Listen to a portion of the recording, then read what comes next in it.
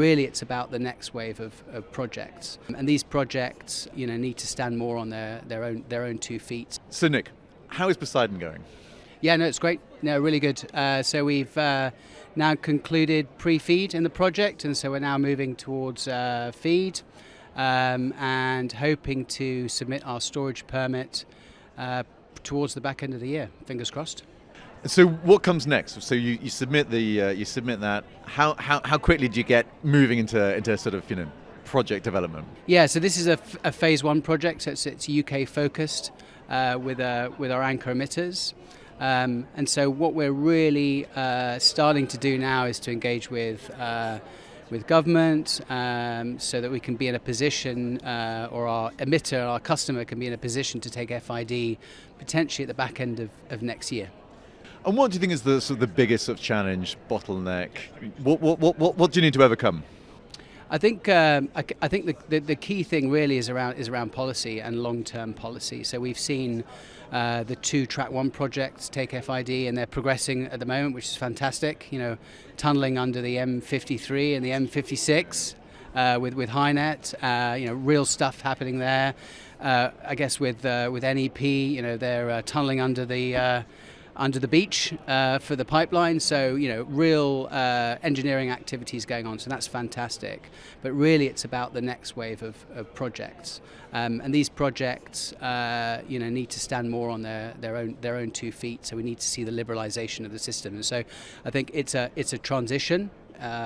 And hopefully, Poseidon can play a key role in that. So it's really about policy support, and particular policy support focus on our customers. Yeah. And I suppose that kind of question around how do you move into kind of commercializing that kind of plan, right? What's the sort of the next step forwards? So the plan is to pursue a ship solution, so non-pipeline transport. And to move forward on because we're repurposing our assets, we can get our costs very low. So it means that we can deliver a much lower cost transport and storage fee service, should we say, which means that we can move forward on much smaller and lower volumes. So the idea is to do a relatively modest 750,000 tonne, 1 million tonne per annum type project, get that going, and then we can demonstrate performance, operability. We can get the data to share with the insurance sector and investors to get everyone comfortable with ultimately the phase 2, which is a larger scale up of the project, leveraging the gigaton storage capacity that we have at the storage site. What are the sort of the technical challenges? Obviously, the Track 1 process is obviously looking at pipelines. You're looking at ships. Is that more of a challenge?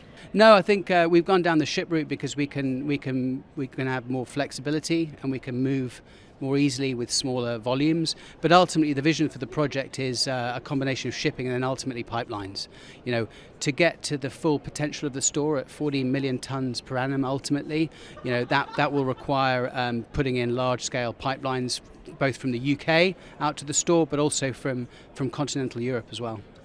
So just to pick up on that kind of question around kind of continental Europe, obviously sort of future supplies of CO2 into that store, what would you need to sort of unlock that kind of cross-boundary sort of opportunity? Yeah, I mean, I think we've talked about this before. The EU is a major opportunity for the project, given it's located very far south in the southern North Sea. It's some of the most proximal storage for a range of EU member states like Belgium, northern France, ultimately Germany as well. So it presents a really great opportunity for EU emitters.